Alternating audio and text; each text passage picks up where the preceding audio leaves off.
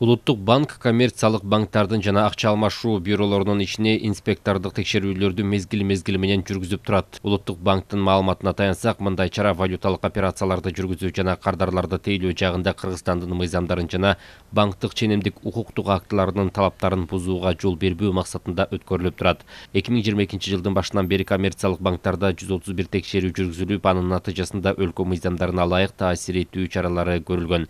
Мындан тышкары коммерциялык банктарга кардарларды банктык тейлөө милдеттемелерди аткаруу үчүн ликвидүүлүктү колдоо жана башка иштерди күчөтүү сунушталган. Ошондой эле коммерциялык банктардын жетекчилери менен учурдагы кырдаалды талкуулоо жана иштин туруктуулугун сактоо боюнча зарыл чараларды кабыл алуу үчүн дайыма жолугушуулар өткөрүлүп турат.